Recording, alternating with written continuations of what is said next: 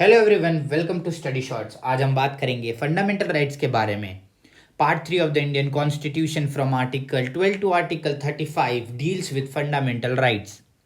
Fundamental rights are the guaranteed rights of every citizens which are justiciable in nature and enforced by the court।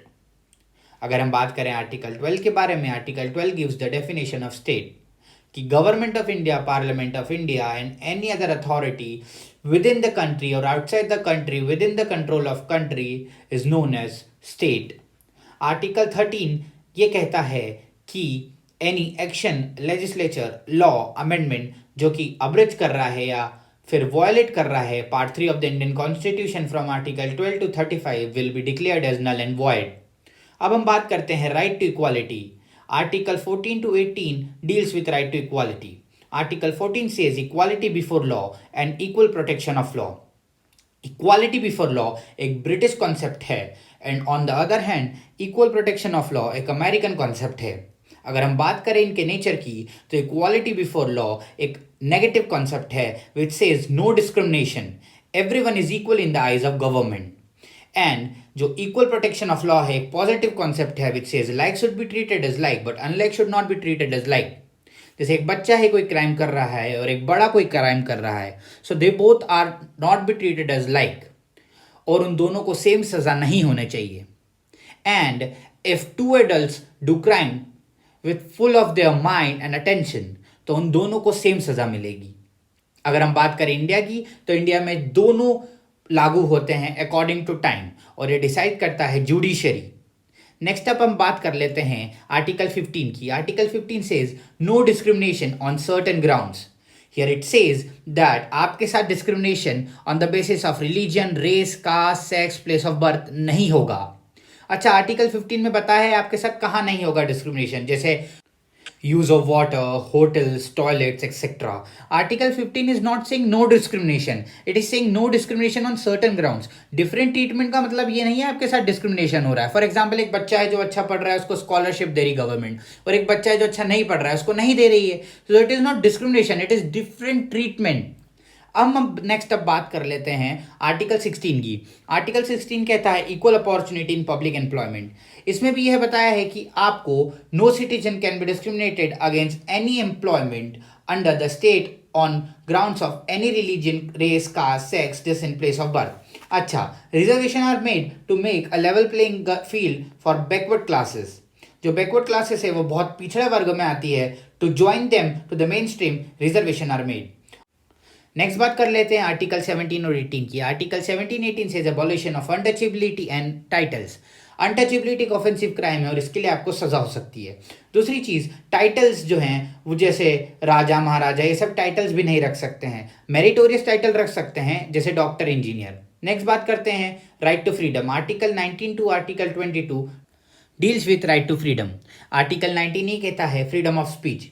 You can express your word of mouth by writing, printing, painting, but there are reasonable ground of restriction जैसे don't hurt integrity, morality, sovereignty of India, और piece भी खराब नहीं होना चाहिए India की। फिर हम बात करते हैं article 19b freedom of assembly. आप असेंबल हो सकते हो, मार्च कर सकते हो, रैलीज कर सकते हो, प्रोसेशन कर सकते हो, बट आपको क्या नहीं करना है, आपको ब्रांडिशिंग ऑफ आर्म्स, बंदूक, चाकू, ये सब लेके नहीं घूमना है।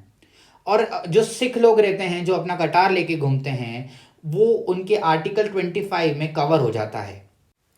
एक चीज और, जो सेक्शन 144 सीआरपीसी है जो कि एक डीएम स्टार्ट करता है to restrict the gathering of people which is not violating the rights, एक प्रिवेंटिव ऑर्डर है ताकि इंडिया की पीस या सिक्योरिटी में कोई भी हामी ना हो या चूक ना हो। नेक्स्ट बात करते हैं फ्रीडम ऑफ एसोसिएशन की। आप कोई ग्रुप, एसोसिएशन, पॉलिटिकल पार्टी बना सकते हैं मगर कोई इलीगल या टेररिस्ट ऑर्गेनाइजेशन नहीं बना सकते हैं। अगर आप बनाते हैं तो unlawful activities prevention act 1967 ban कर देता है आपकी ऑर्गेनाइजेशन और सारे एसेट को फ्रीज कर देता है।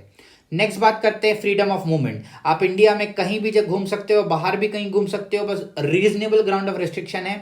जैसे कि आप नेशनल पार्क, कोई इलाका रहता है, डिप्लोमेटिक एरिया रहते हैं या बायोस्फीयर रिजर्व रहता है, वहां पे आप नहीं जा सकते हो।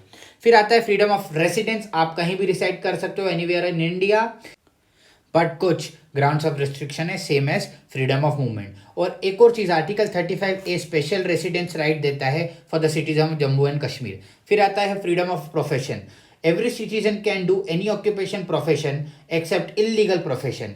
और हाँ, अगर आपको कोई प्रोफेशन करना है तो आपको मेरिटोरियस या फिर पढ़ाई में अच्छा होना पड़ेगा, जैसे डॉक्टर वगैरह के लिए आपको नीट वगैरह की एग्जाम निकालनी पड़ती है, इंजीनियर के लिए तो आपको पढ़ाई में भी अच्छा होना पड़ेगा। फिर आता है article 20, protection in respect of conviction for offence. अच्छा, कन्विक्शन जो है एंड रिजल्ट है ऑफ लॉ।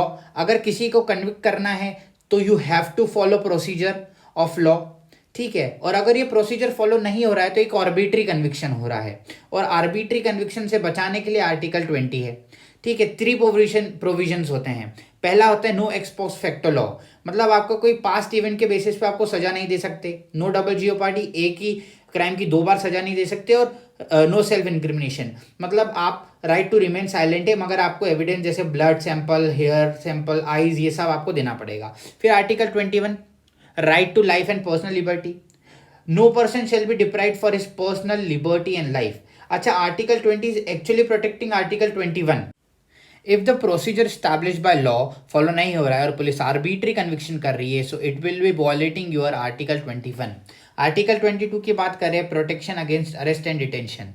तो जो डिटेंशन है 2 टाइप के होते हैं, प्यूनिटेटिव, प्रिवेंटिव, ठीक है। प्यूनिटेटिव, पर्सन डन क्राइम और उसको उसकी सजा मिल रही है, और प्रिवेंटिव एक नेसेसरी इविल है, you are actually arresting somebody without he made any offence. अच्छा, अरेस्टिंग अलाउड, लेकिन 3 चीजें जो रहती हैं, ग्राउंड ऑफ अरेस्ट बताना है आपको, अरेस्ट क्यों कर रहे हैं, लीगल रिप्रेजेंटेशन देना है, 24 आवर्स के पहले मजिस्ट्रेट के सामने आपको पेश करना है। नेक्स्ट हम बात कर लेते हैं राइट अगेंस्ट एक्सप्लॉयटेशन के बारे में। सो आर्टिकल 23 कहता है prohibition of force labour and prohibition on trafficking of human beings. तो जो फोर्स लेबर है, जैसे विदाउट पेमेंट या बॉन्डेड लेबर, ये सिस्टम अबॉलिश हो चुका है by bonded labour abolition act या फिर मिनिमम वेजेस एक्ट। अच्छा, ह्यूमन ट्रैफिकिंग या प्रोस्टिट्यूशन भी एक पनिशेबल ऑफेंस है, और इसके लिए भी गवर्नमेंट ने एक एक्ट पास करा है, द इमोरल ट्रैफिकिंग या प्रिवेंशन एक्ट 1956। नेक्स्ट हम बात कर लेते हैं आर्टिकल 24 की, which says prohibition of employment of children in factories, ठीक है। Article 24 prohibits the employment of children below 14 years ago in any hazardous activities जैसे फैक्ट्रीज वगैरह।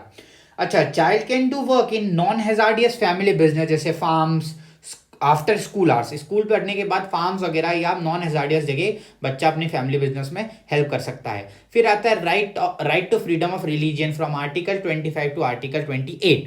सो आर्टिकल 25 कहता है freedom of free profession, practice and propagation of religion, ठीक है। आप there are reasonable ground of restriction, again जैसे don't hurt integrity, morality, peace of India. Article 26 कहता है freedom to manage religious affairs, इसमें डिनोमिनेशन, रिलीजियस डिनोमिनेशन का word use हुआ है, मतलब फॉर एग्जाम्पल एक ग्रुप है, वो ग्रुप ऑफ फॉलोवर्स है, पर्टिकुलर वर्शिप करते हैं, they are satisfied in it, so ये उनका रिलीजियस डिनोमिनेशन है। आर्टिकल 27 कहता है कि freedom from taxation for promotion of religious, not exclusive of fees, not inclusive of fees, मतलब आपको कोई मंदिर में फीस लगती है, पर्ची कटानी पड़ती है, उसको छोड़ आपसे कोई भी टैक्स नहीं लिया जाएगा। आर्टिकल 28 कहता है freedom of attending religious affairs. 3 type के होते हैं ये, मतलब 3 टाइप के एजुकेशन सिस्टम होते हैं, होली अंडर स्टेट, कोई सरकारी स्कूल है वहाँ पे आपको रिलीजियस जैसे कोई मंत्र वगैरह पर्टिकुलर बोलने को नहीं दिया जाएगा, या फिर partially administrated by the state, तो इसमें आपको दिया जाएगा, बट ये मैंडेटरी नहीं रहेगा, आपको फॉलो करना है आप करो, नहीं करना मत करो। और थर्ड जो होता है इंस्टीट्यूशन रिकॉग्नाइज्ड बाय स्टेट, इसमें आपको मैंडेटरी रिलीजियस इंस्ट्रक्शन दिया जाएगा। फिर आते हैं cultural and educational right. Article 29 says protection of interest of minorities. ये कहता है any section of citizens residing in India or part of India having a distinct language, script or culture shall have to right to conserve the same. Article 29 is actually not dealing only with minorities but also with the majority. Article 30 कहता है right of minorities to establish and administer educational institution. इनके पास right to establish educational institution है और कोई भी discrimination नहीं होगा while granting the aid. अच्छा, कुछ extent of management रहेगा by the state. अब हम बात कर लेते हैं article 32 writ, right to constitutional remedy. Supreme court and high court have writ issuing power, और supreme court under article 32 and high court under article 226। अच्छा, रिट है राइट टू प्रोटेक्ट राइट, पांच टाइप की, habeas corpus, mandamus, certiorari, prohibition, quo warranto. Habeas corpus हम use करते हैं against whole state, जैसे illegal detention हुआ है तो हम हेबियस कॉर्पस यूज कर सकते हैं। मैंडेमस करते हैं अगेंस्ट एग्जीक्यूटिव, जब अगर एग्जीक्यूटिव अपना काम सही से नहीं कर रहे हैं, जैसे आपको आर्बिट्री कन्विक्शन करवाया है, ठीक है। या प्रोहिबिशन और सर्चरी सेम लेवल ऑफ ग्राउंड पे यूज करते हैं, जब जो सुप्रीम कोर्ट है अपना या कोर्ट है अपना जो ज्यूरिसडिक्शन है वो एक्सीड करता है। और प्रोहिबिशन तब यूज करते हैं जब प्रोसीडिंग चल रही रहती है, और सर्चरी तब यूज करते हैं जब फाइनल ऑर्डर आ चुका है टू स्टॉप इट और नल एंड वॉइड इट। अब बात कर लेते हैं आर्टिकल 33 के बारे में, arm forces and fundamental rights. Parliament can restrict the fundamental rights of members of the arm forces to ensure proper duties and discipline, ठीक है। क्योंकि आर्म फोर्सेज के पास कुछ कॉन्फिडेंशियल इंफॉर्मेशन रहती है, ओनली पार्लियामेंट कर सकता है law regards to this, state legislature नहीं कर सकता है, जैसे आर्मीज एक्ट 1950, नेवीज एक्ट, ठीक है। और मेंबर ऑफ आर्म फोर्सेस में सब आ जाते हैं, बार्बर, कुक, सब कोई, हर कोई।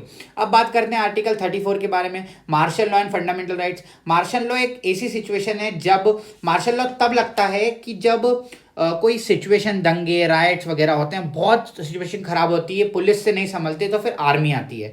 इसमें हो जाता है सस्पेंशन ऑफ ऑर्डिनरी लॉ, ठीक है, सस्पेंशन ऑफ ऑर्डिनरी लॉ हो जाता है, इसमें आर्मी का रूल हो जाता है।